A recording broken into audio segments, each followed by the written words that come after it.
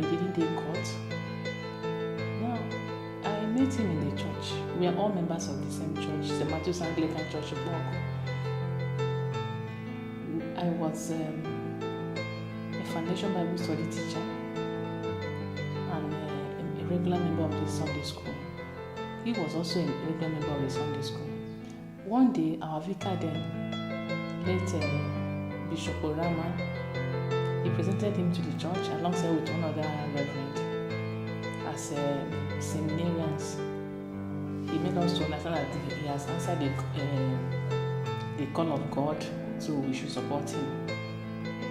I didn't have much on me that day, so I made a pledge within me that at the end of the month I was going to give him 8,000 naira. At the end of that month, I gave somebody that I know, I always see the two of them together. So I gave him 1,000 naira in a brown envelope to give to him. It's not as if I went to him directly. It's not as if I went to seduce him or I went to do anything that will make him know that I have interest in him. So after he came back during the holidays, so I guess that by then he must have gone back to school. During the holidays, he came back and he decided to acknowledge the gift and collected my address. Afterwards, he proposed to me that God said, I'm his wife. Now, I was intimidated, but I also wanted to do the will of God.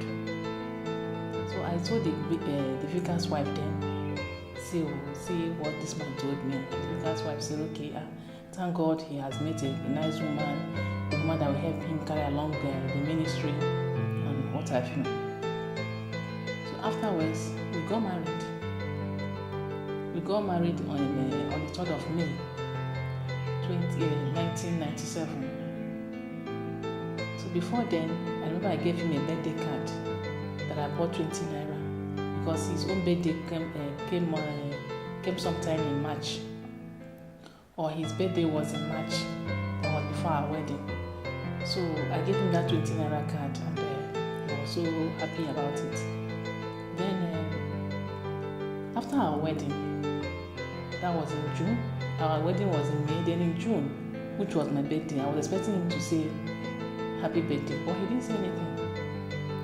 So I felt he must have forgotten or he's not used to it because we're already living together. But he didn't say anything, and I was like, why won't he say happy birthday? So I insisted that he should say it because I reminded him. He said, oh, my sister, I forgot to. I'm sorry. Say, oh, my sister, it's not as if I forgot. Just as the money I'm expecting has not come. So I asked him, do you need money to tell somebody happy birthday? Or what will you do with the money that you're expecting? Are you going to throw a party for me? He said, no, that's just that the money has not come. I said, but at least say the happy birthday first now. He refused to say it. So days passed, and I insisted that he should say it. So one day, I now asked him, why is it difficult for you to say just happy birthday? He flared up that what he feared most had befallen him.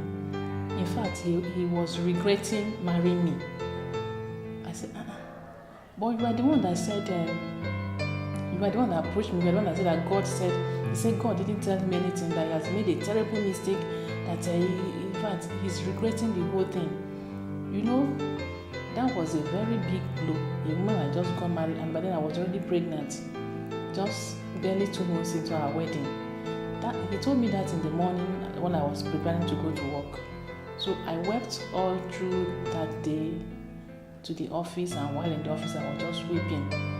What does this mean? You just married somebody to tell her that you are regretting marrying her. All the same, I still patched on. When I made my mother to understand what was going on, my mother said that it's possible he was just adjusting to marital life. That some people are like that just give him chance, he will, adjust. But he never adjusted. When he said he was regretting it, he really, really was regretting it. And I felt that from that moment, he started thinking of how to eliminate me. I don't know why he married me. I don't know his reasons and what led to the regret. So I was thinking that by reporting him to the bishop, all these things will come up and we will settle them. But that day never came. Now, I don't know what I must have done to him before that day that made him to start regretting. Because when I met him, he gave me the vision that he doesn't have money, he doesn't have anything. As a matter of fact, his people abandoned him. Or probably as I thought. Because it's possible that they just withdrew to ensure that they don't support him, allow him get what he wants, and afterwards they will show up. Because all through our marriage, the people were just acting as if they were being forced. When I asked him, he said that his brothers were jealous of him, they were envious of him because he was getting married before them. So throughout that week that we wedded, he was eating in my house. I asked him why was he not eating in his brother's place. He said the brother refused to leave food at home. That when the brother wakes up in the morning, he will just leave for work. So throughout that week, I was the one feeding him. Then on Friday before the wedding, his best man came from I think Uyo. He brought the best man to my cousin's house. By then my people had already come from the village. So he ate, and after eating, they left. It's not as if he gave me money to cook any food. So all this while has been, God will make a way in the wilderness. And after that, after they ate, as I was seeing them off, I asked him, what are you going to eat in the morning? He said nothing, that they wait till when we eat at the reception. I said, no, it's not good for you to bring somebody to your house and you starve him till around 2 o'clock or so, because the wedding was to start by 10 a.m. From 10 a.m., when will they eat? When are we going to finish it? So I said, no, it's not proper. So I went back to the house, brought out 500 naira and gave to him. I said, get food, get Milo and a loaf of bread. At least people can have breakfast in the morning. He collected. So I can't really tell what transpired, what happened between May 3rd that we wedded and then June 23rd that was my birthday. What has happened? So these are the questions that I needed an answer to, but he felt that there was no point, answering the question. Instead, let him do away with me or do away with the marriage. Now, all through our marriage, I had been the one carrying the ministry. So I don't know why the Anglican Church should just allow such marriage to just collapse like that.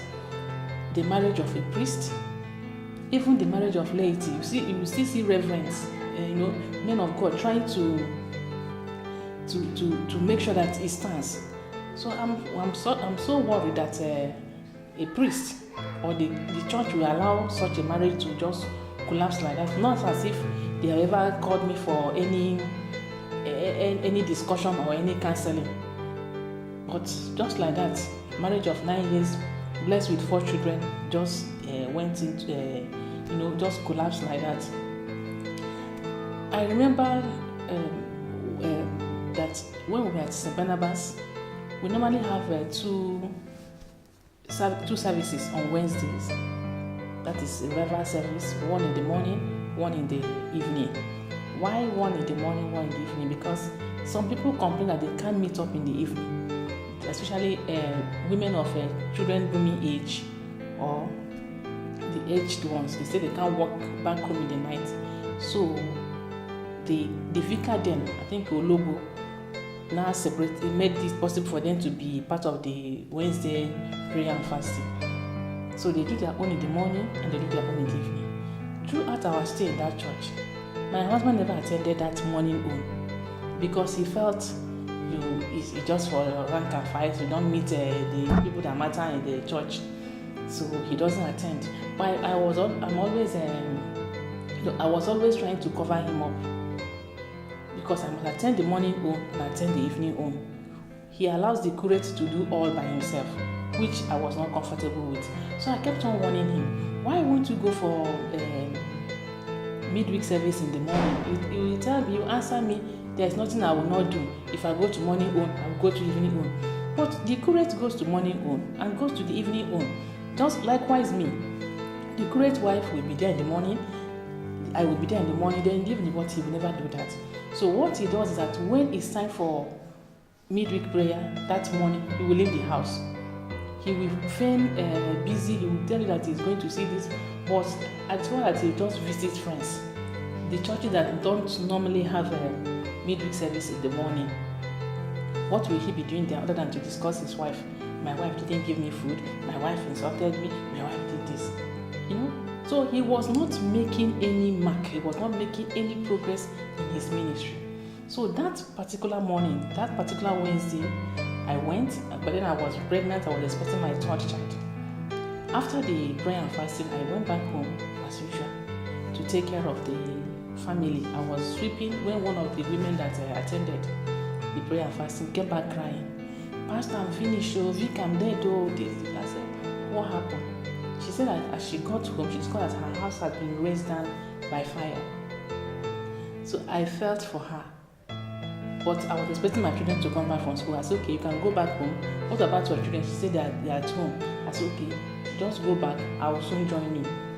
As soon as she left, my husband came back to tell that my husband was not in any way particular. He doesn't have anything. So what he does is that he targets after 12 o'clock. As soon as the prayer fasting for 12 o'clock is over, he will come back from wherever he has gone to. Which I know that I'm not the only one that was seeing it that way.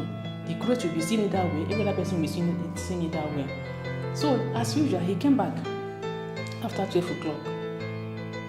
So when he came back, I said, oh, thank God. This is what happened. Somebody just came crying that her house has been burnt down. And she just left the prayer and fasting and went back home only to discover that her house has been burnt down by fire. So I began to attend to the children and my husband left the house. I thought he went to see the woman. After a while, he came back. I asked him, how are they? My husband became apprehensive. The look on his face shows that he was afraid. He was scared of my question. Why should a man be scared of a question as simple as, how are they? You will get to know. So I now ask him, the people you went to see. He asked me, which people?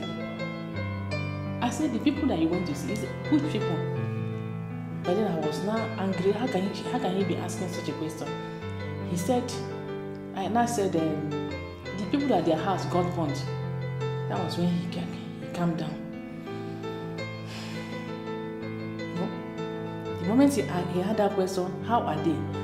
He was scared. So the moment I said the people he went to see, the people that their house got burnt, he calmed down. He said, I didn't go there. And I said, where could you be coming from? You didn't attend prayer and fasting in the morning. Your member's house was on fire or is on fire. You still didn't go. What kind of a priest are you? What are you even representing here? Why is it that you're not taking your work serious? So while I was now talking, he now left the house with anger to go and see those people. But because he doesn't have passion for anything. He doesn't have passion for his work. That was why he came back the way he came back. When he came back, he said, hey, it was not a serious thing. It was not a small thing. I asked him how. He said that the house got burnt completely. And I asked her, so what of the woman and the children? He said they are there. I asked him, what then did you go to do there? He said, what will he do other than to pray? I said, when you finish praying, did the house come back together for the woman to go in and have her bed and have her lunch? And I asked him, why is it that I must spell everything out for you? I have told you that you have to go. I have to also tell you what you have to say there, and I have to also tell you what you have to do there. Why can't you use your initiative? Now, these are the things that he gathers together and tell you people that his wife was always insulting him. He won't tell you the truth. He won't tell you how it all started or how it all went. So I said, the woman just left prayer and fasting. She has no eating. And she's a nursing mother. I thought you would have at least brought them back home with your car so that they would at least have lunch with us. My husband asked me, did she tell that she doesn't have relations in this Port Harcourt? And I asked him back, I said, if she has relation, why did she come to the church crying? So now that the church is supposed to help her, you now discover that she has relations. I said, it's not just good. That if I had gone myself, I would have brought them back home. He said, thank God I'm not the one that went. I gave him his lunch. He ate. We all ate together. The children came back. We all ate. And after about an hour, he called me. He said that the bishop wants to see us. This was on the 1st of December 2001. I asked him for what? He said he doesn't know. I said, wow, I'm not even ready for transfer now because I was pregnant. So to start packing and unpacking, he said he doesn't know why the bishop was calling us. So I asked him what time. He said that the bishop said we should come by 4:30 or so. By then the office must have closed. So before then, and I made an arrangement for the person that would stay with my children, and we left for the bishop's court. Now this visit to the bishop's court had gone viral. People say that my husband and I were fighting. We are doing I will not agree, and I will not agree, and we ended up at the bishop's house. And my husband loved the story that way. That the two of us were exchanging blows. And the fight now led us to the bishop's house. So if you are listening to me, that wasn't how it happened. I have not been able to talk to as many of you that have already written me off. Because I thought that something good was going to come out of the marriage. So many people were saying that, Reverend Amuchi and the wife, they fought until they got to the bishop's court. My dear, my husband drove me in his car to the bishop's court. We were not fighting. We just had lunch. He was the one that told me that the bishop said he wants to see us. And I followed him. When we got to the gate, he almost fought with the security man. Because the security man said visitation time was over. And my husband said, please open the gate. The man said, it's 4:30, you can't go in. My husband said, if you don't open this gate, you see what I will do to you. The security man refused. That is him. His nature is to pull you down from wherever you are. Now, at the end of the day, maybe you would have fought with security man, and what would people say? Security man fought with a priest. Then the security man will be sacked. Meanwhile, the security man was trying to do his work. So, and I told my husband, why not tell him that the bishop sent for you? So my husband said, hey, bishop said we should come. The security man said, it's not a simple thing I would have just said.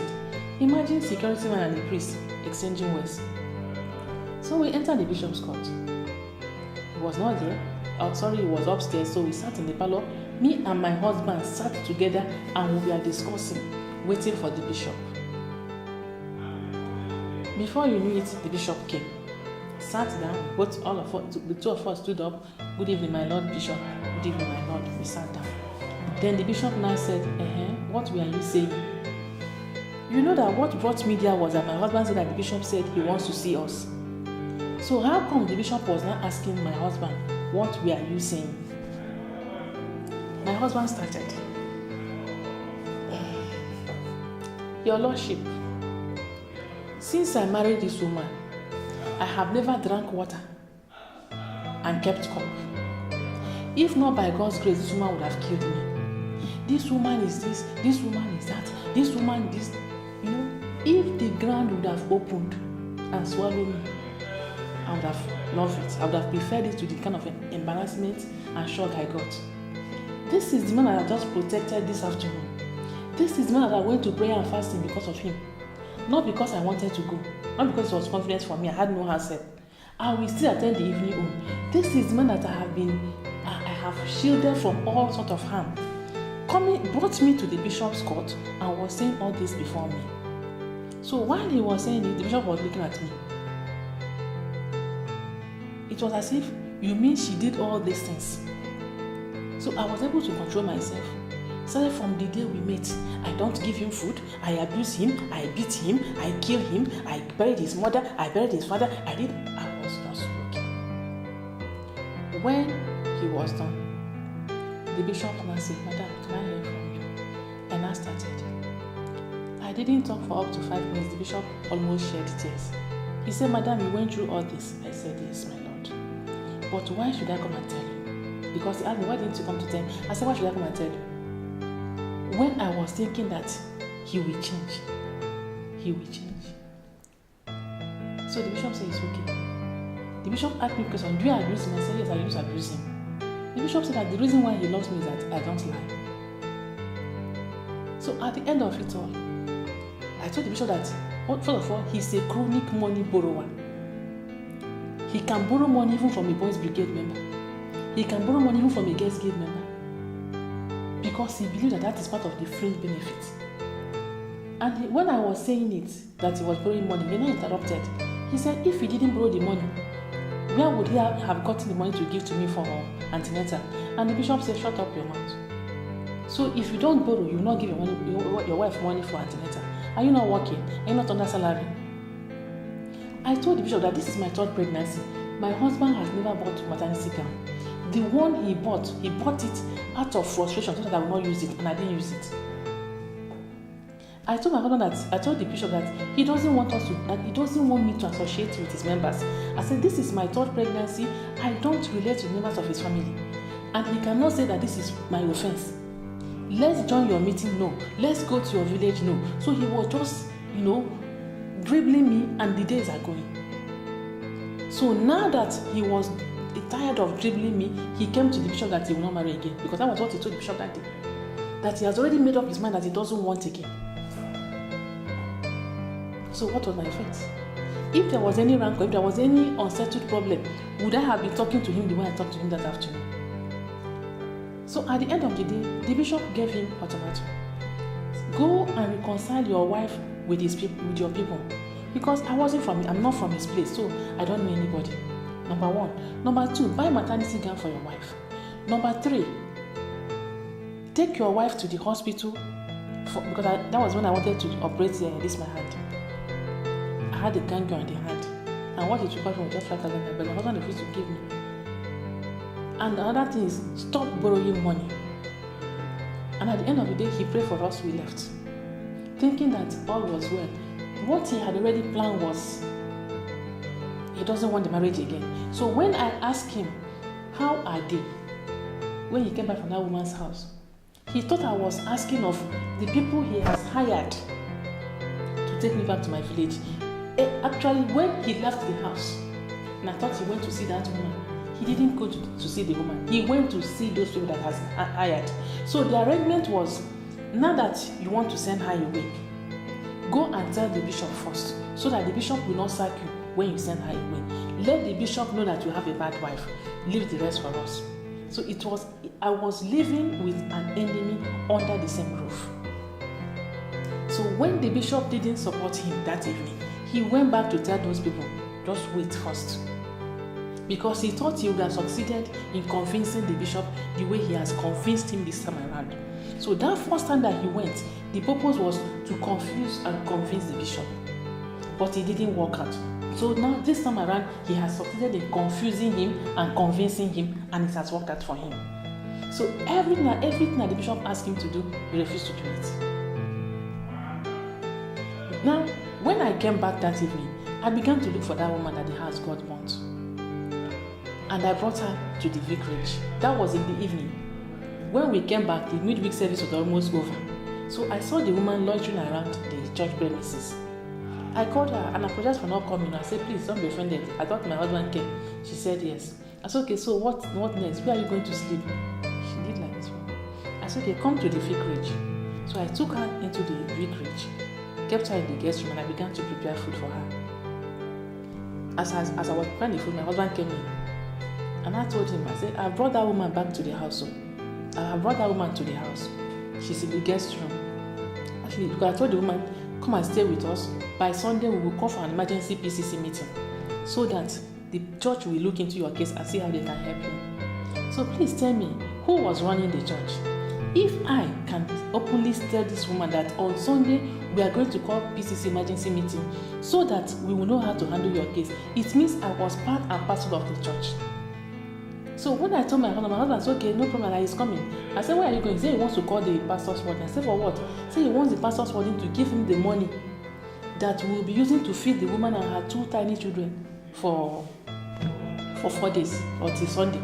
Because the husband has gone to look for shelter somewhere. So tell me, where is the passion he has for the work? And he collected the money from the people's wedding, for the vicar's wedding, and pocketed it because we had enough food in the house that can take care of the family. On Sunday, as I told the woman, we called for a PCC emergency meeting. My husband, first of all, announced to the church that the fire incident that took place on Wednesday affected one of our members. So he brought him. So I brought him. That is him saying, I brought him to the vicarage. And the church clapped for him. Oh, this pastor is a very compassionate man. I don't have a problem with that. But what I'm saying is, since you know where your dignity, where the clapping came from, at least you should have honored that person, you should have allowed that person to be alive. But it was a case of, I don't want you, you must live my life, either by death or by divorce. And he almost succeeded by death. So the PCC now arranged for the woman, made sure that she became richer than she came, and the woman was settled. Remember I said I was expecting my baby. I had that baby on a Wednesday morning. So I was expecting that by evening, the church will flood the hospital. We were at Elekonya and I had a view at Erumasi, just a stone throw. But nobody came that evening. So I asked my husband, what happened? Didn't you announce it during the midweek service? Because he came back after the midweek service. He said he announced it. I said, how come I'm not seeing anybody? He said, that one concerns them. You don't know how these church people behave. I said, how can me go to bed? Nobody will come. On Thursday, I was discharged. Came back home. The church community, that's the workers in the church, the gurus and the rest, they just greeted me casually. What must have happened? That I came back with a baby. The church people were not excited to, come and say hello to me. On Friday, one of the women came. I asked her, how did you know that I put to bed? She said, there's nothing hidden under the sun. I didn't understand what she was saying. The notion is that she had was that my husband and I were trying to hide my child's delivery. Is it possible? A vicar's wife? Not just a vicar's wife, the one that will visit and visit and visit. Now I have put to bed, nobody has come to see me. So that woman came on Friday morning. She betted me and betted my baby and left. In the evening, another woman came, just one that asked her, how did you hear? Were you at the midweek service? She said no. On Sunday, nobody came. After service, I didn't see anybody. It was one woman that came to ease herself, that came to make use of the toilet. She saw me say, Madam, you couldn't come to church. You couldn't come to church today. I said, come to church. So she looked at me closely. She said, have you put to bed? I said, yes. She said, why wasn't it announced in the church? I said, it will be announced before the service closes. She said, the service has closed. And it was not announced. She said, it was not announced. I said, what of Wednesday? She said, it was not announced on Wednesday. So please tell me, people of God, was I living with a husband? Or was I living with an enemy? Somebody that can manipulate you into stupidity. Somebody that can manipulate you that everybody will just see you as a fool. What is the gain in my wife put to bed? I don't want the church name. So on Sunday, when that woman was leaving the house on Sunday, she applied powder on her neck and left. When she got outside, somebody saw her say, where are you coming from that you put powder like this? She said, pastor's wife has put to bed. But then everybody has dispersed from the church. So it happened that, it was Sadianya and the wife that were remaining because they had a meeting. So, why was it not announced? So Sadianya and the wife came inside and asked me, why was it not announced? I said, but you can say I was not in the church with you, so I wouldn't know. I said, but was it not announced on Wednesday? He said it was not announced. So tell me, what do you call this kind of attitude? What do you call this kind of manipulation? You just make everybody around you to be so bad that you want to be the one that will be good. But at the end of the day, you end up being bad. So he kept on creating problem for me. I came back one day and I discovered that he used the toilet without flushing it. Why would a man use toilet without flushing it? He kept on doing that for days and I kept on getting angry. So at the time he said, won't you? Because when I notice it, I will flush. And I asked him, what is the meaning of this? Why can't he say, if you flush it, what will happen? Are you not happy that you are flushing the poo-poo of a vicar? That was how I moved out of our master bedroom and moved to the children's room. It doesn't concern him. All he wants is anything that can take us apart. No, now I had so many challenges with him. Which one will I say? Which one will I not say? When I was expecting my fourth child, the one that he told me that if I survive it, I should know that God didn't call him. My third child, Jasper, was having boys all over his head. So a member of the church said, "This boy is not. Is as a result of the baby you are expecting." I said, "Mommy, I don't believe in superstitious belief." She said, "You must believe in it too. That I should stop sleeping on the same bed with the boy." I said, "Where will he sleep now?" She said, "I should make him sleep with the dad on the same bed." I said, "Okay." So when I came back home, I told my husband, I said, hear what somebody told me in the church concerning Jasper's boy. My husband said, "Never. That he doesn't want him to sleep on the same bed with him." I said, "Why?" He said he will urinate on his bed. That he was going to wee on his bed. I said, which one is better? When he wees on the bed now, we take the foam out. Or which one is better? Is this for him to be having boil all over? He said he doesn't believe in that superstitious belief. Now, when I was saying it, the boy had it. So when he wanted to sleep, he went to the daddy's room and slept. By the time my husband got inside the room and saw him, he dragged him from the bed to my room. The boy was just 2+, so you can imagine his age. So, and I cannot make him sleep with his older one because the bed was too small for the three of them to sleep there. So the best bet was to sleep on the same bed with me. So this thing lingered. The boy kept on coming. The boy was feeling feverish. The boy was always sick. Every time I was in the hospital with this boy, wouldn't he have had compassion on that boy because of the ill health? Even if it wouldn't work, at least to give that boy a sense of belonging. But he refused. So one night, this boy went to his room to sleep. Me, I went to my own room and slept off. What woke me up was the boy's head that landed on the bed with so many boys on his head. Now the boy fell down and hit that head on the foot of my bed, of the brother's bed. Because we've all gone to bed, my husband was watching the movie. So when he entered the room and saw the boy sleeping, he dragged him from the room, opened my own room, pushed him in, left him there and closed the door. So the boy was feeling sleepy and he didn't know where he was. So what happened next was that the boy fell and hit his head on the bed. So it was the sound from his head that woke me up. Lo and behold, look at my son. My son couldn't cry. That was the same boy that would have been drowned in the well. That was the same boy that was found half a kilo outside the school compound. So what have I not done to protect this marriage? And why must he leave? And the church will back him. So from that day henceforth, I said, "Don't go to daddy's room again." The boy said, "No problem." After he must have cried, I gave him an analgesic. He was crying. My husband was in his room, no shaking. So I said, "Don't go to daddy's room again so that you will not fall again." He agreed with me. So I kept on sleeping on the same bed with my son. That same woman that said I should stop sleeping on the same bed with him saw us one day again in the church. The boy there was no improvement on the boy. The boy was emaciating. So the woman called me after service and said, "Pastor wife, after I asked not, are you still sleeping on the same bed with this boy?" I said, "Yes." He said, "Why not allow him to be sleeping on that?" I said, "This is what happened. No. The father will not agree. Let me be sleeping with my child and God will protect him for me." So with holy anger, I don't know what the woman told my husband that day.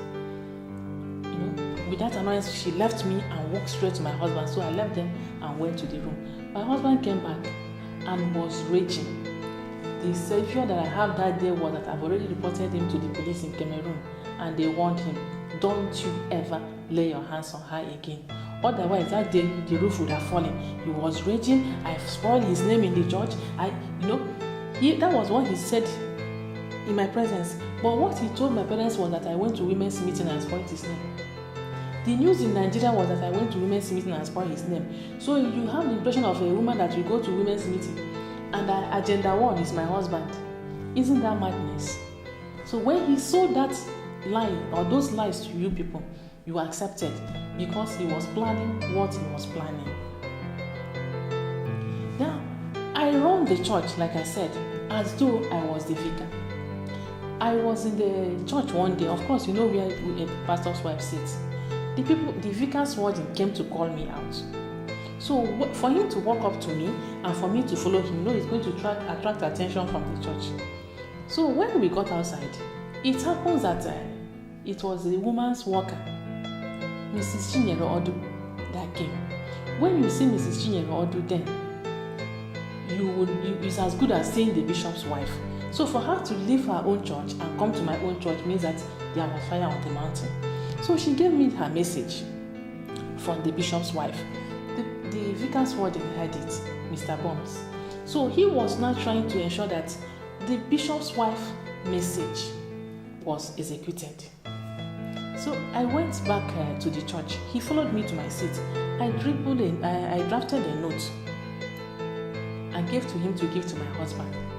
When he went to the chancel to give it to my husband rejected, said he will not accept it.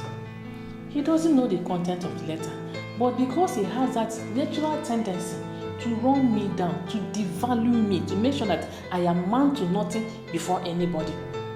But you know, there is an ending that my people have said that you don't cover moon. You can't cover moon. So even with all the intimidation, with all the frustration, with all the humiliation, I was still waxing strong. So the vicar's warden came back to me and said he refused. And by this time, all eyes were ready on us. I'm talking of Sunday service, Sunday Martin, divine service. So you can imagine the movement of the warden and my reaction. So I said, go back to him, tell him that it's from the bishop's wife. He went back. I was now watching him.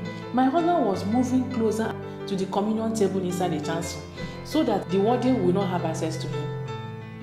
So the vicar came back and said, the vicar's wife, warden came back and said, he refused to. I said, wow, what will I do now? So I said, okay, give it to Tonya Dombraye. Tonya Dombraye was the conductor that day. I said, give it to her, she will announce it. Tonya Dombraye refused to announce it. And the service came to an end. So because Tonya saw what was written, when they processed or when they recessed and prayed, he began to announce from the western door, all women wait, all women. Me, I was announcing and I took mic, I was now announcing, all women wait, all women wait. But that was just a simple announcement. All women wait for a brief meeting after service. That was just what I wrote. But before my husband closed the service, he announced in the church again, I have made this, I have sounded this over and over again. I'm not going to tolerate any announcement that did not come on or before Sunday service. Even from your wife, your partner, your helpmate. You don't even know where the message was coming from. So because of what happened in the church, some men waited behind too, to even know what was bad, in that note, that will make the vicar to humiliate his wife in such a manner. Imagine a woman whose husband beat at home, whose husband does not respect, that has been praying for the husband to come to church. He would have come to meet such a thing that day.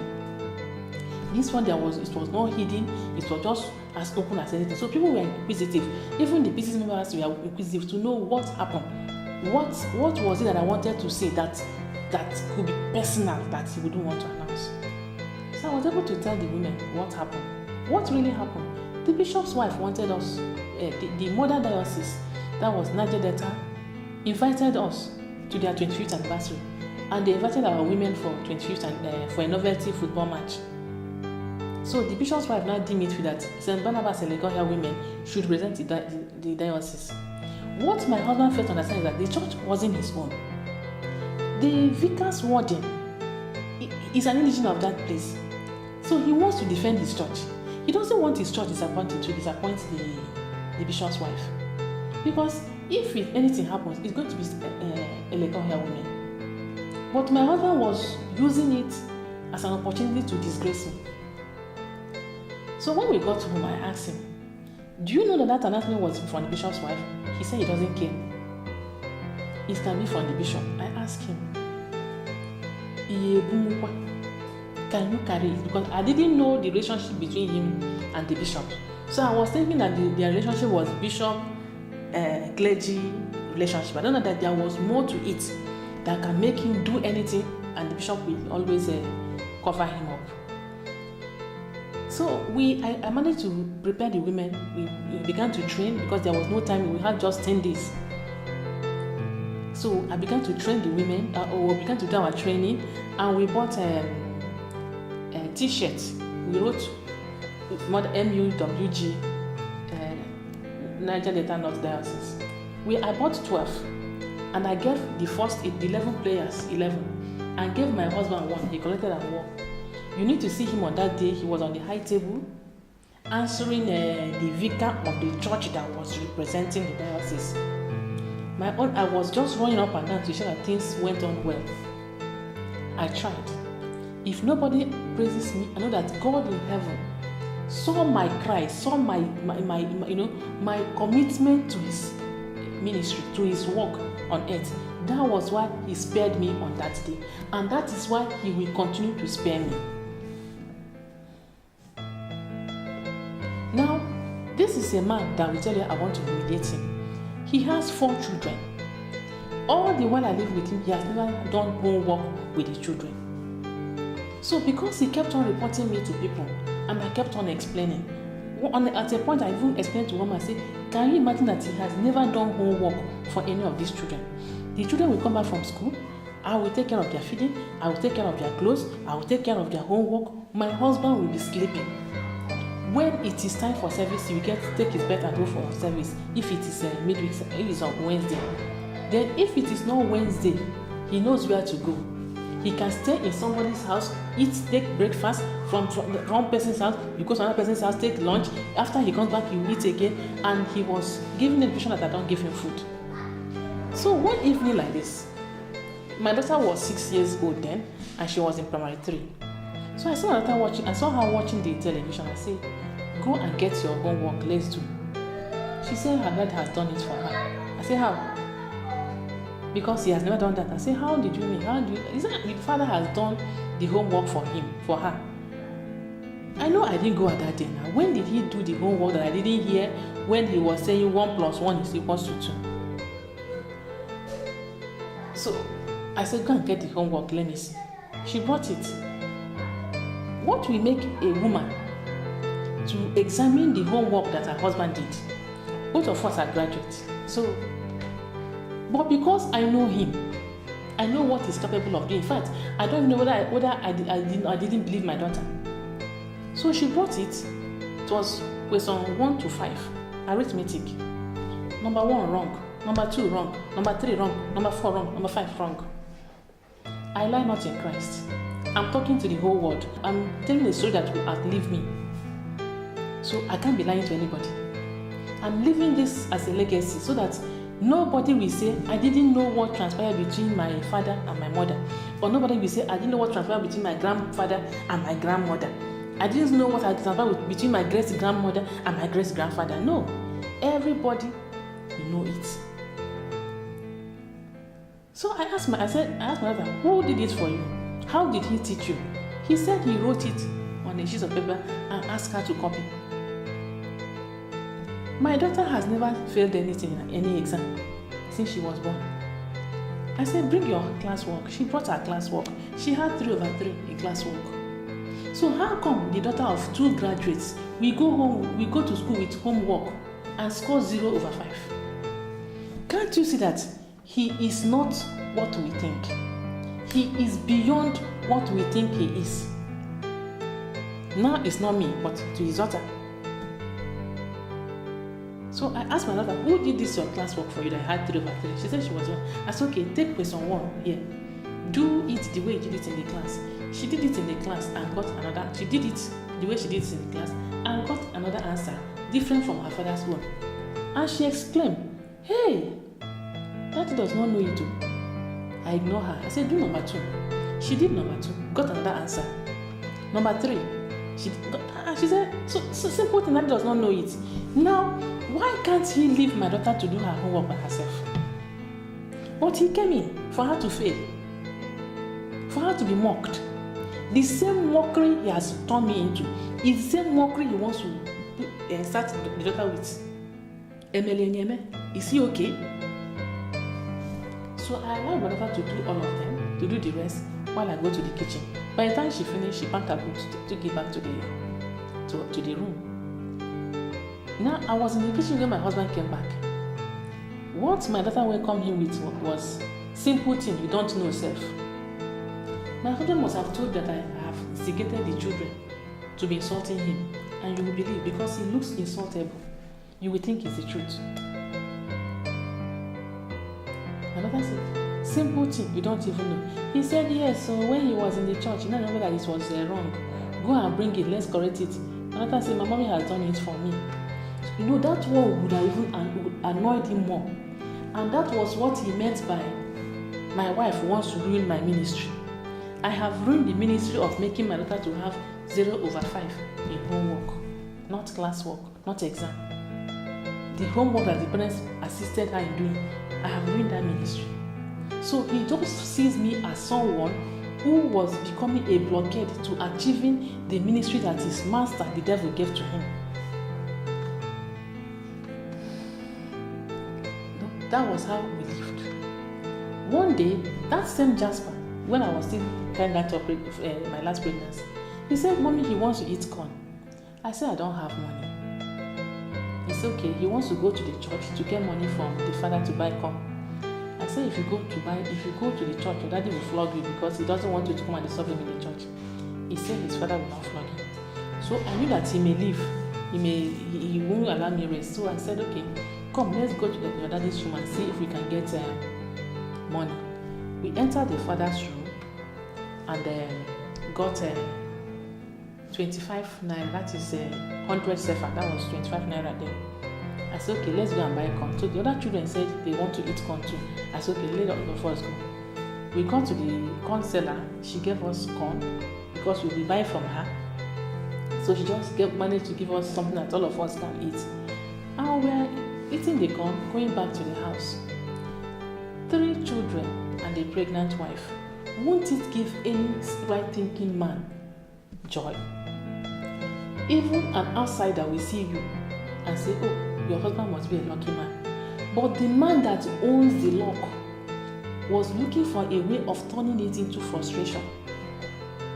So we ate our corn innocently and went home. Remember I told my son that when your father comes back, he will buy more for you. He agreed. When the father came back, we were all watching the telly. I said, Daddy, welcome. He said, hey, what did you people go to buy? I said, we went to buy corn. He said, what of his own?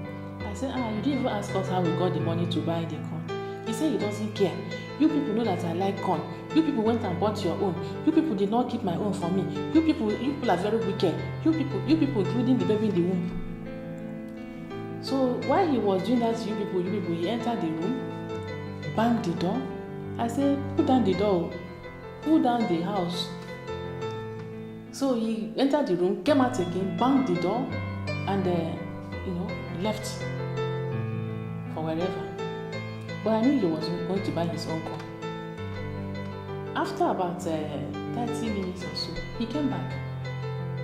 You know, you cannot eat corn and it will not be smelly. And you will not perceive the aroma. So he came in, sat with us. This was someone that was angry a few minutes ago. How come he came in now and he was calm? He now sat with us. He was even asking me, which program is this? Have they gone final? So he has, downloaded the anger in him. He has gotten even, he has avenged, and now he's calm. So for curiosity purpose, I asked him, what did you go to buy now? Where is our own? He started, you people have eaten your own. You people should come and carry me, let me buy for you now. You people think I don't have sense. You people. What happened? He took money, bought his own corn, stayed outside and ate it. Now, when you see a vicar eating corn inside the church premises, because he must have hidden at one corner of the church to be eating the corn. By the time he was done eating it, he came inside and sat down. Now we are friends. You people do not have like that. That notwithstanding, when that time that I was pregnant, if I go to the market, I'm always weak. So I waste time in the market. I can sit in a member's shop, rest before coming back home. So I advised a way of making sure that the family does not starve. So whenever I'm coming back home, I will buy fresh fish. I will make pepper soup with it, and all of us will eat. So what I normally do is that the moment the fresh fish is done, I will turn it inside a big bowl, keep it on the dining table, then go back to steam the meat that I will use for the main food.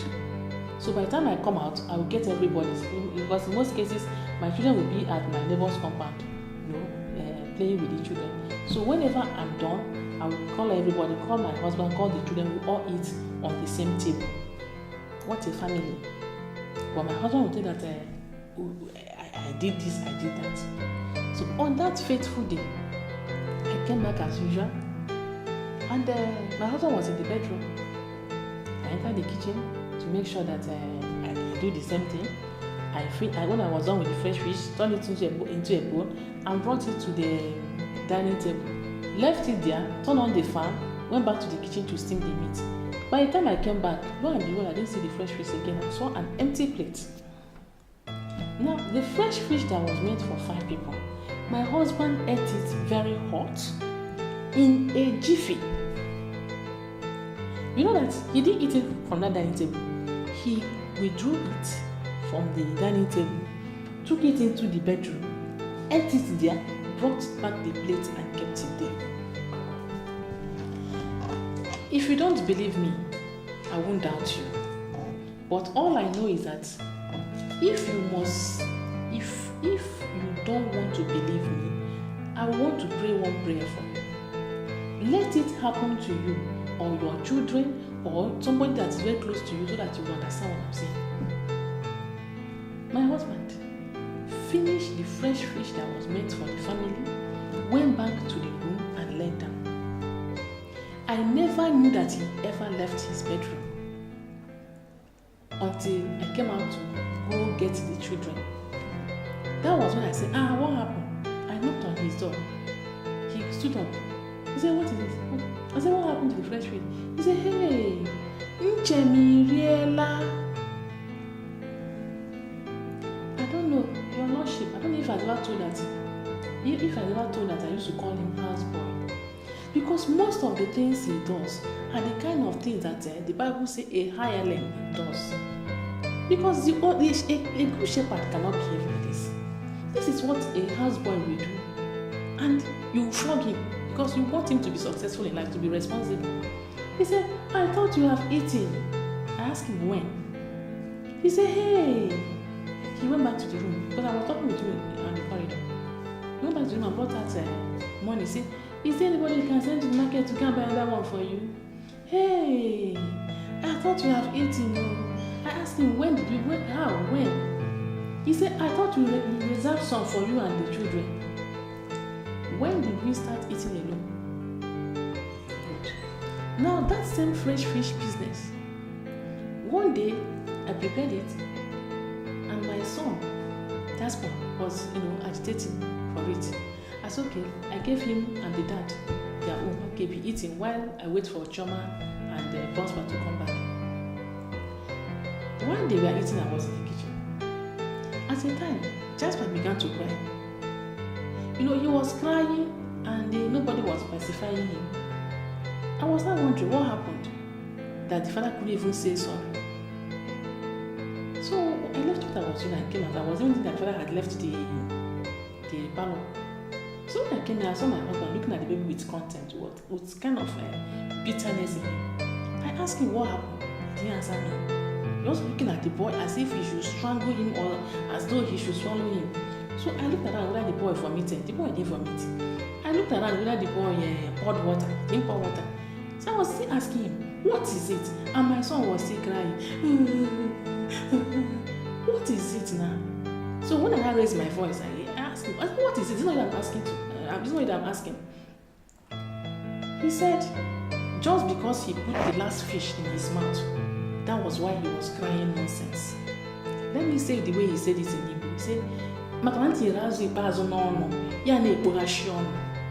said, oh, you are eating with a baby of 2 years and you deem it fit to eat the last fish. And even the baby reacted by crying. You still have not known that you did the wrong thing. I As soon as I said that, the spoon he was holding, he flung it, stood up and went into the room. What was remaining? Nothing was in the plate again. So he has finished everything. So I now carried my baby and began to pacify him. I said, okay, come, I will give you part of my own. The boy now stopped crying. So we ended up clearing the table for him, looked for the spoon where he threw it. I took the baby to the kitchen, gave him part of my own fish, and he ate. My husband went back to the room as I continued with the meal for the day. It's not as if that was the main dish, just a dessert or something. So when the food was done, he came out to see it. The same man insisted that he has a very wicked wife.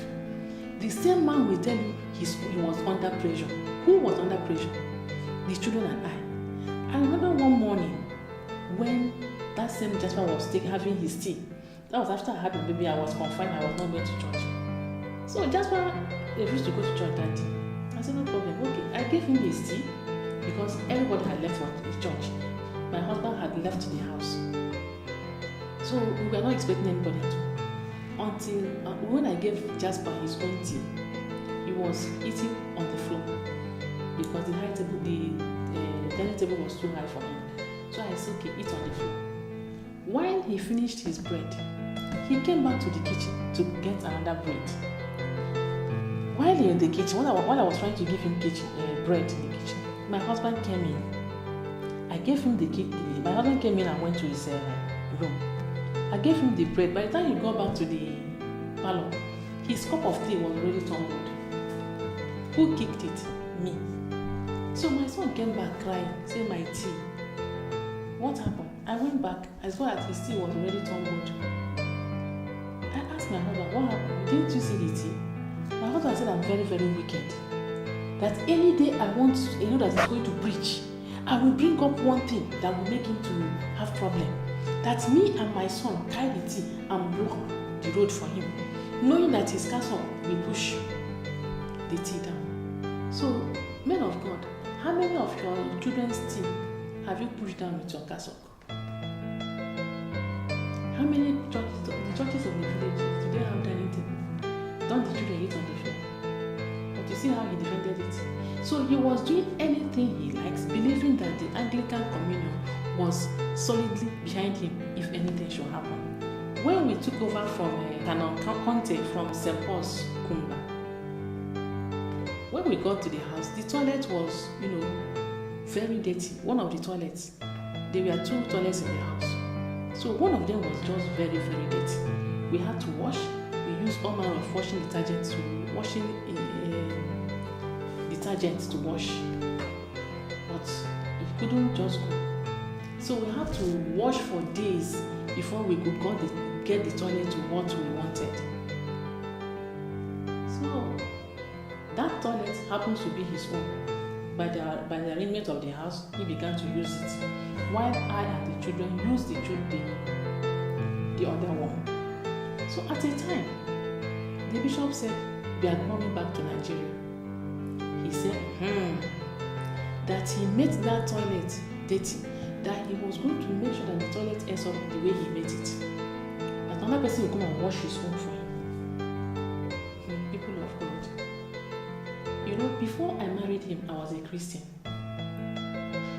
So my Christianity came before vicar's wife or pastor's wife. So there are things that I never expected from human beings, not to talk of a clergyman.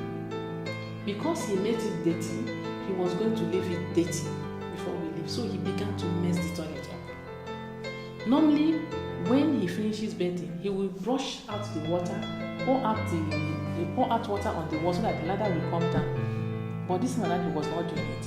Before you knew it, the whole toilet turned black.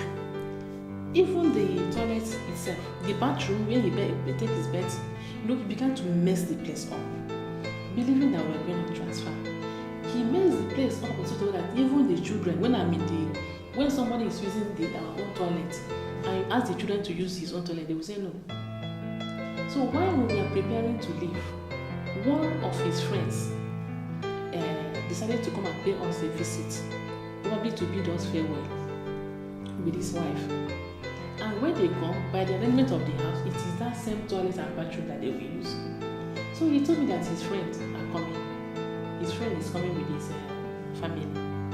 When? Saturday. Fine. Now, I was expecting him to wash that toilet on Saturday morning. I won't kill myself. I'm trying. He can wash the toilet for himself. But he refused to wash it. So he prefers this couple to come and see our house as dirty as anything, because he wants to punish the person that he does not know whether he's the one that will take over he doesn't know the person that will take over from us. So when they came, before they came, I disappeared from the house. The youth were having a program in the church, so I went into the church. I stayed. When they came, he called me. I said, tell him that he said where to get me. I said, tell him I'm coming. I didn't show up. My intention was, anytime before I come back, let them go to bed. Anyhow he wants to entertain them, let him entertain them. Then I will not go in and sleep. So having waited for me, he didn't bring money that I used to prepare food for them. The toilet was unkept. So having waited for me, this couple had to leave for a hotel. I don't know what he told them, but they left. I saw them going. So I didn't show my face. By the time I came back, the first thing I did was to check that toilet. The children used the toilet. In fact, I saw footsteps. I know that the children that they came with cannot go to that toilet without the mother going with them.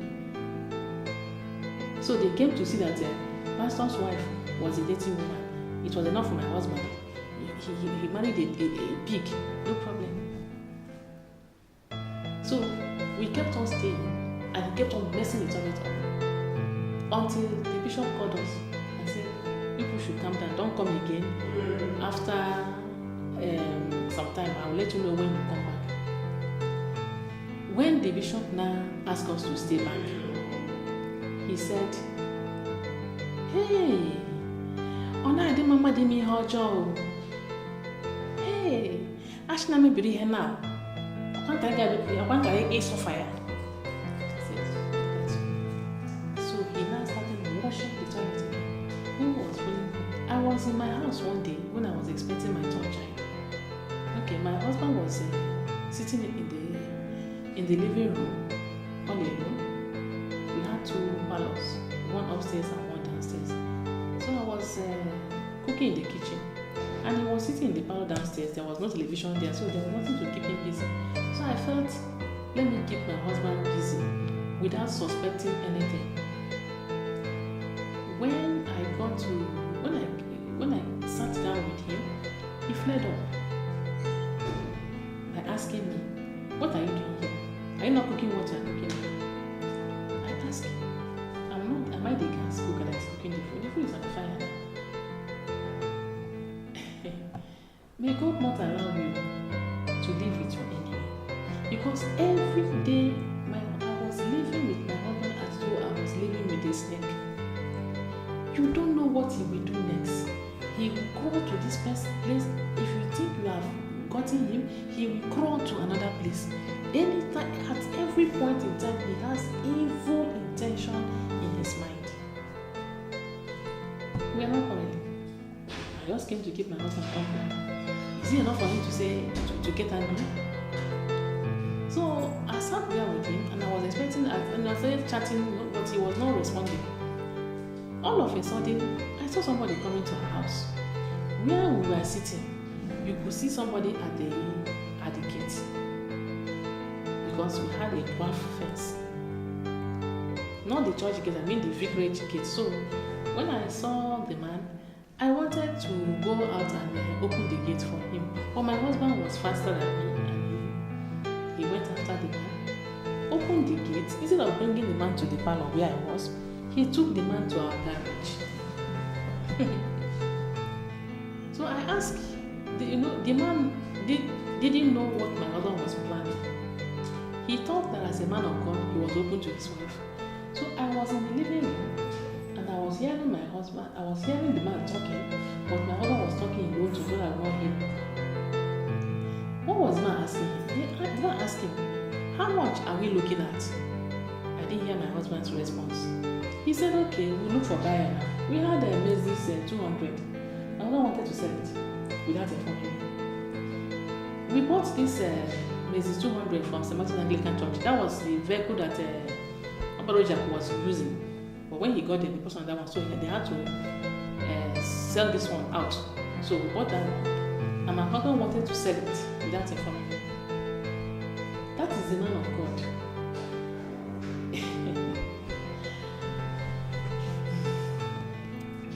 So the man is a car dealer. I know him as he's a member of the church and a car dealer.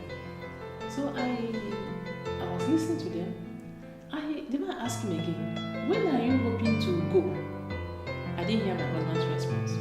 He said, okay, we'll look for buyer and God will help, maybe God will bring buyer before then.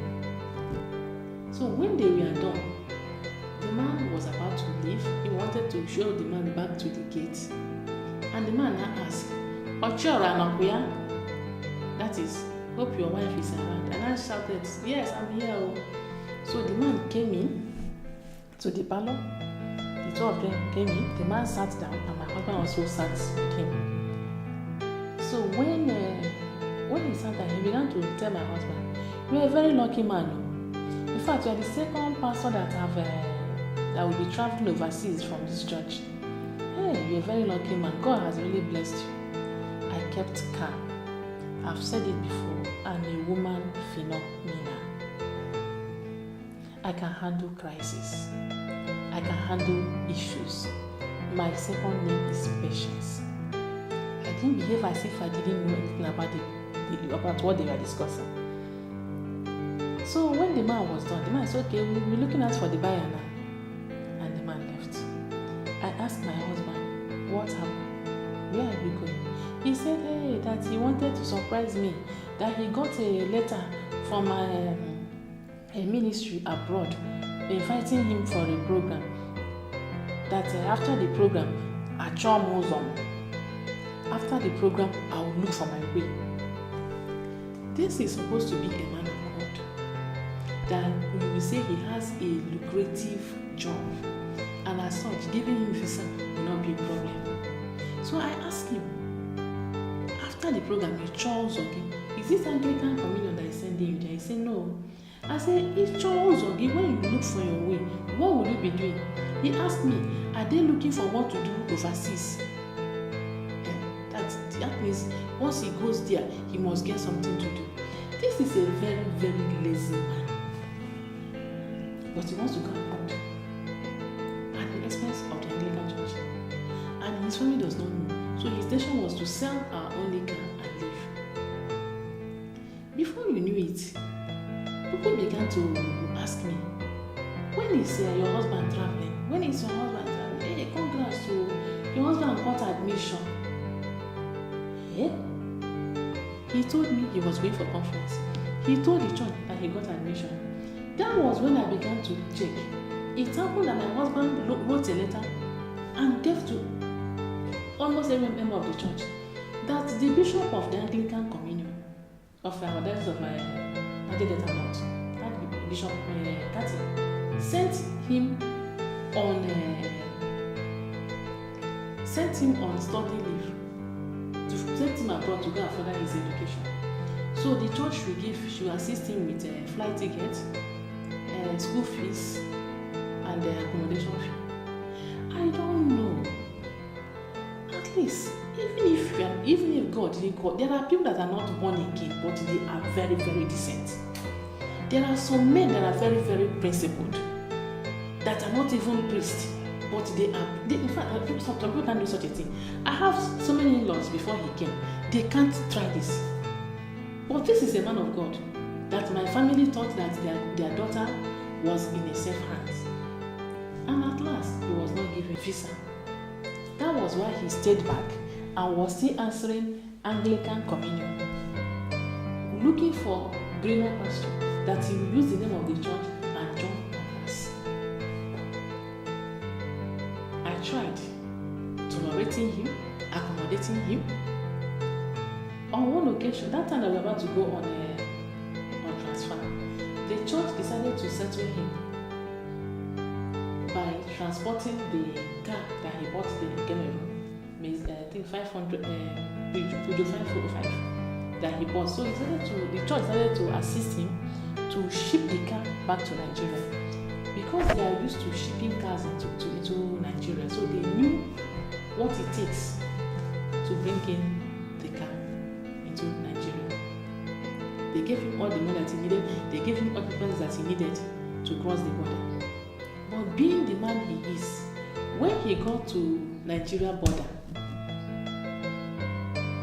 they asked him that he should pay custom duty. He said no.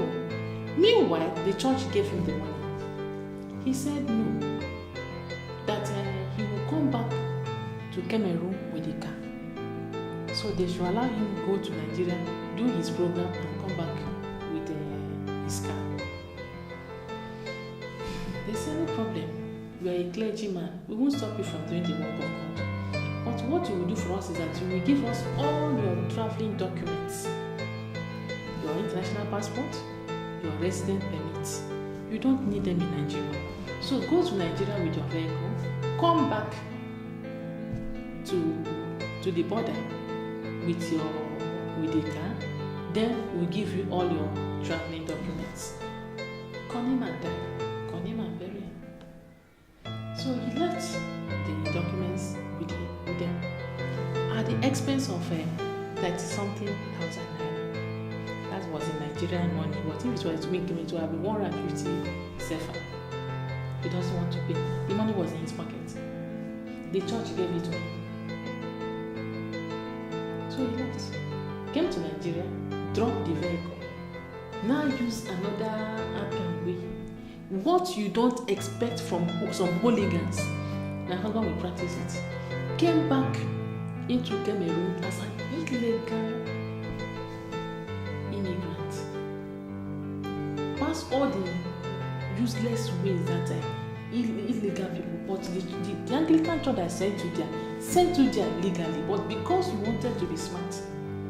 So he came back to Cameroon without any traveling documents.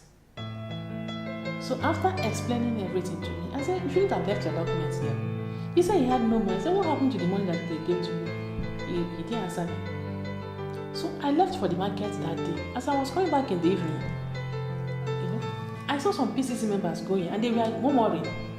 Does he want us to go and give him another money? Does he want us?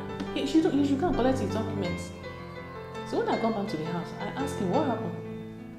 He said he called the PCC just to tell them how he went. And they began to shout. Is it wrong that I came to give them reports on how I went? But the day he wanted to carry money from first fruit service. He didn't call them again. When he spent 3 weeks outside the Cameroon, he didn't call them. So the PCC was angry with him. Why didn't you pay? We gave you the money. The bottom line was that he sneaked out of Cameroon again, came back to Nigeria, got a new international passport, came into Cameroon as a new person, and got another resident permit. So if you look at our passports then, our visa was for 10 years and his own was for 13 years. There were differences in the time we were supposed to leave Cameroon and the time he was supposed to leave, because he came in, his own international passport was now 2 years younger than our own. My own and the children's own. My own, which the children's own we embedded in. So what kind of life does he live? And how do you think I would have fitted into such a life? His friend, Chukwemeka, came to us one day. He invited him to Cameroon. He's from Presbyterian Church. So he came, preached during one of our revival services, our revival programs. And there and then, Chukwemeka said he wants to come back for his own personal outreach. So after he left, my husband said he should send money from Nigeria to him so that he will book accommodation for him, that he doesn't want him to stay in our house. He wants him to stay in a hotel. They should send money for him to be doing all the arrangements for him. So Chukwemeka said, how can you be in Cameroon and I will now go and stay in the hotel? He said he doesn't want the children to disturb him. Chukwuemeka said, no problem. I also have children. The children will not disturb me. So when Chukwuemeka came, he felt that he didn't want him to stay in our house because of feeding. So he gave him 20,000 sefa. He said, take for my feeding. My husband collected. Some people are shameless. This is supposed to be his university friend. Came to Cameroon to spend 5 days with us. He gave you 20,000 sefa and he collected. 20,000 sefa was equivalent to 5,000 naira. So when he collected 20,000 sefa from him, it means each day Chukwuemeka will eat 1,000 naira. For hotel, he collected 1,000 naira for Chukwuemeka for hotel and feeding. So our house became hotel and accommodation. But because I was already fed up, I was tired of advising him, because whatever advice you give to him, he corrupts it. So I didn't bother advising him again. Otherwise, I would have said, go and give him back that money. If I had said, go and give him back that money, he would have gone to tell Chukwuemeka a different thing. So Chukwuemeka stayed in our house for 5 days that he was doing this program. Chukwuemeka eats once a day because he fasted throughout the program. He spent 2 days before the program that lasted for 3 days. On the third day, on Sunday when Chukwuemeka wanted to leave after the program, Chukwuemeka was exhausted. He had no money with him again. So my husband called me and said that Chukwuemeka is broke. I asked him, what of the money that people realized during the crusade? He said he has used it to settle all the resource persons, including him, my husband. He paid him honorarium as one of the persons that supported him. He paid him for his car that he used, the 505 that he used for running around. He gave him money to service the car he collected, plus the one he collected for him as soon as he came. My husband's own is bring. Don't ever collect from him. So I will just monitor him. So on that Sunday that he was to leave, he said he wanted to have a lunch with all the pastors that helped him during the crusade, and he doesn't have money to prepare lunch for them. So he told my husband that he would buy chicken and he will give me money to buy chicken. I will fry, so they will only take chicken and soft drink. So my husband came to me and said, see, no money. I said, okay, if he can afford chicken, then we can afford other things now, because we have every other thing in the house. He said, okay, no problem. That was how I was able to prepare lunch for Chukwuemeka and the other pastors. They ate, including him, my husband. So in the evening, Chukwuemeka wanted to leave, and he said I should prepare Nigeria bread for him, because I had a bread maker. He doesn't like French bread. So I began to prepare the bread, the one we are used to in Nigeria. So while he was arranging he had already arranged the bread inside the bag that he would go with. Before one of the people that he ministered to came to give him gifts, so he had to unpack everything that he had already put inside his bag to be able to arrange the gifts properly. So in the course of that, he forgot the bread on the dining table and left. Do you know that when he was leaving, my husband refused to escort him to the park? We had a car. My husband refused to drive him to the car. What he told him was, Kamoto Zueike, let his car rest. So it didn't mean that we escort him. He left in the company of one boy that came to assist him. So when he left, I now saw the bread. My husband was in the parlor with me. I saw the bread. I said, hey, he has forgotten his bread though. My husband didn't say anything. I said, look at the bread that he will eat on the race. And my husband said, and so what? And I tried to get that bread. He won't eat it too. But that wickedness. Now tell me, the way I cannot say what I've done to him, that is the same way I cannot say what Chukwuemeka did to him. So I was worried. So in order for me not to say more, And for us not to exchange words, he left for his room. Before you knew it, somebody knocked on the door. Who was that? It happened to be that same guy that escorted this man of God. He came to ask for the bread. I said, hey, please tell him that my husband was getting ready to bring the bread over for him. He said, okay. I covered him and he left. Now, what was annoying my husband? The crusade, the outreach that Chukwuemeka did, recorded testimonies against his own programs that does not have anything to write home about. So he watched his friend minister for 3 days. He saw testimonies. So he felt that the way he can frustrate him was to withdraw all the money he has from him. And his friend, being a man of God, I don't know, but I've seen his wife. His wife has never said anything bad about him. Being a man of God, he managed him. The only thing that Chukwuemeka went back with was his transport money and the goodwill of the people that he ministered to. Chukwuemeka left, called us when he arrived in Nigeria that he had arrived. Good. So after he left, after 2 weeks, that was when my husband took that car back to Nigeria. Then as my husband was coming back, he came back with loaves of bread. My husband came back with Ghana Must Go, filled with provisions. So I asked him, why are you buying all those things? He said it was Chukwuemeka and the wife. Chukwuemeka spent 5 days in our house, gave my husband 20,000 sefa. My husband spent 2 weeks in his house. He didn't drop a dime. Then when he was coming, he gave him all those things. Happy Bites in Port Harcourt. My husband, Chukwuemeka and the wife took my husband there and bought bread for him. He was collecting and was bringing back home.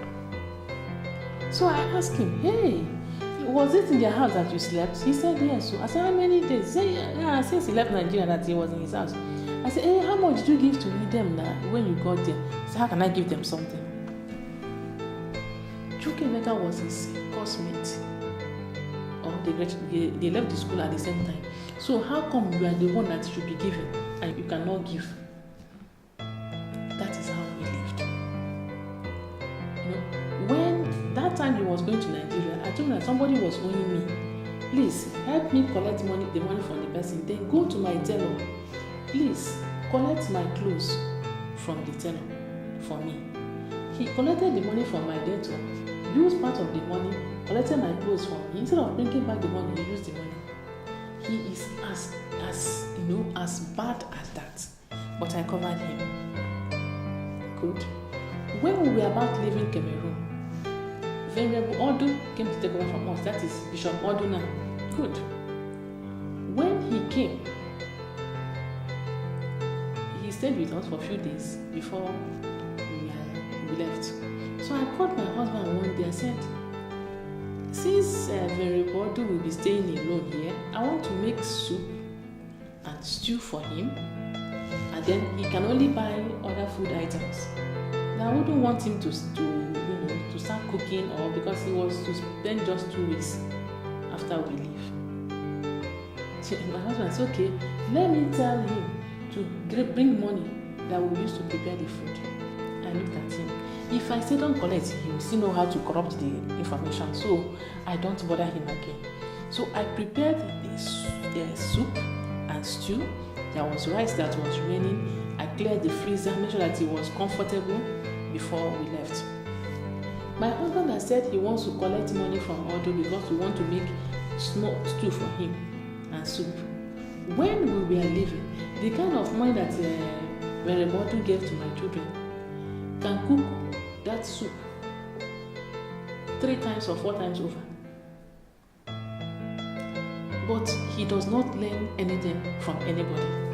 He's living in his own dirty world. Good.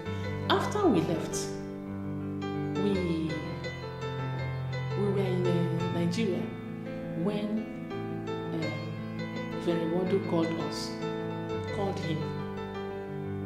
I wanted to find out something from him. My husband said, that is how the church is, so just do the little you can do there and get out of that place.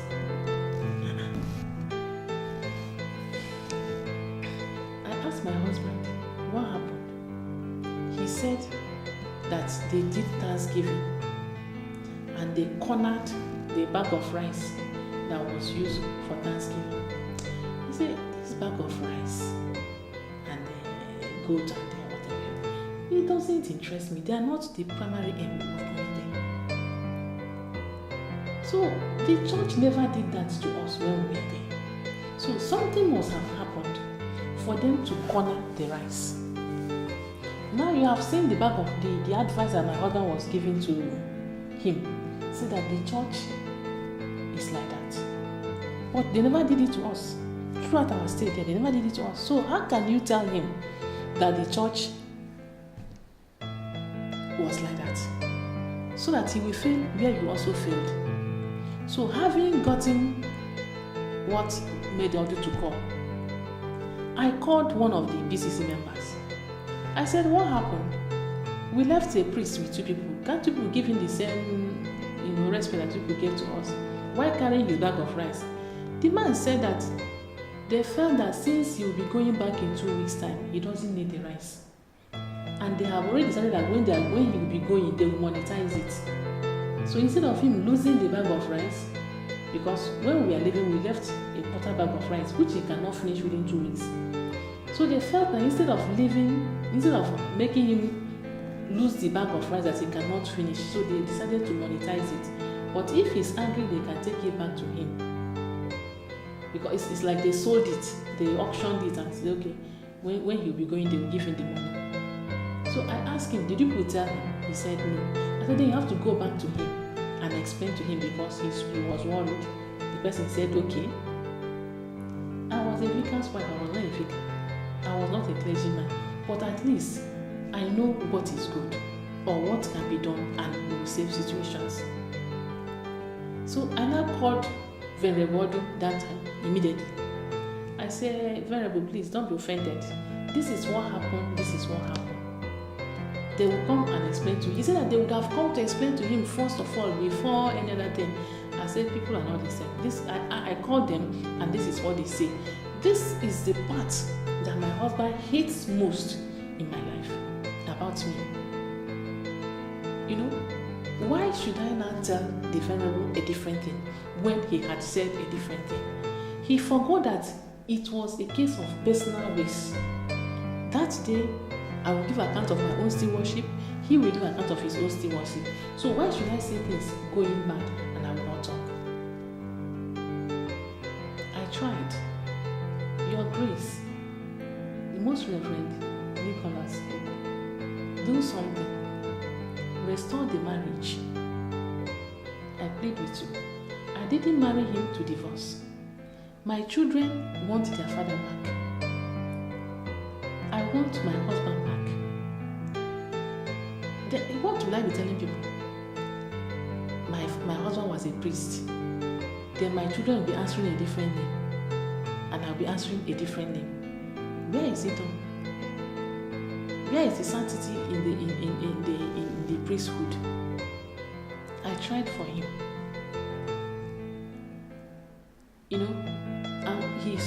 In fact, he's supposed to have gone further than that. But because of his nature, the way he handles things,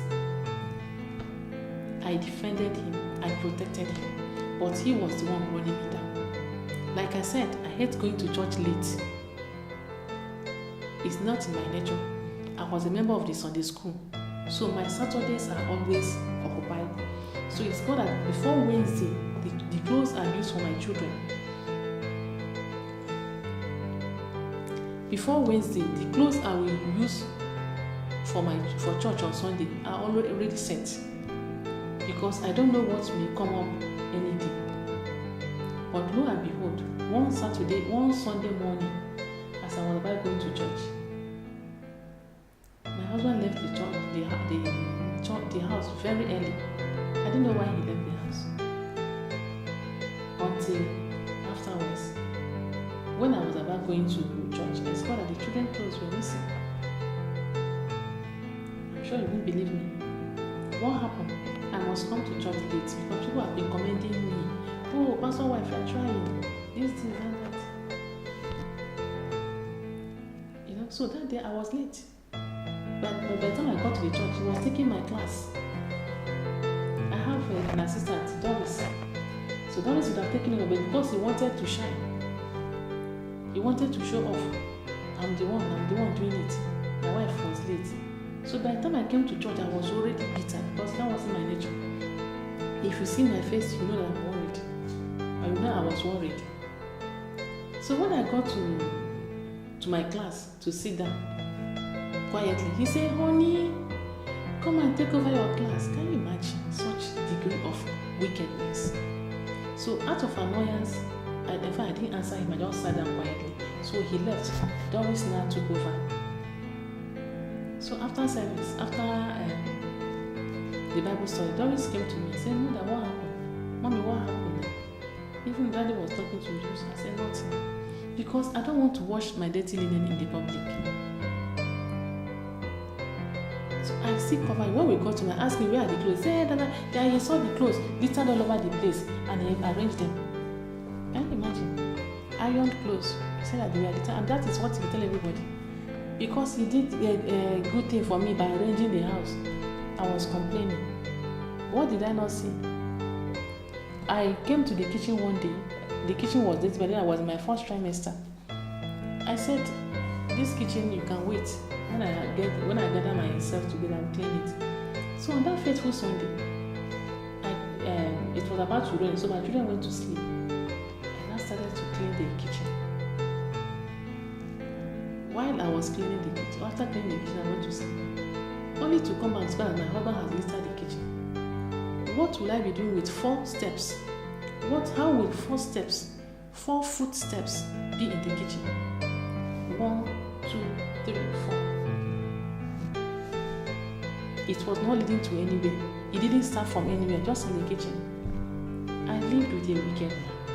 Your grace, call him to order, if not for anything, for the purpose of the body of Christ. For the purpose of sanctity in the body of Christ. My children go to school. Sometimes their head teachers are Muslims. And when they cannot afford to pay their school fees, they will send them home. When I go to plead, they will ask me what of their father. I will tell them, because I can't keep hiding. The first thing they ask me is the primate aware of it?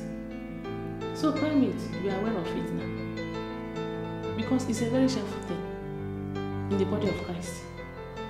They will ask me, is the primate aware of it? So primate, do something.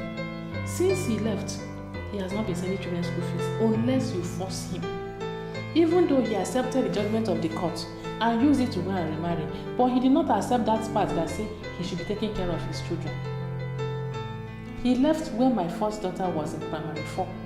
Today she's a graduate without his own input. Please, your grace, I beg you, do something. May God bless all of us in Jesus' name.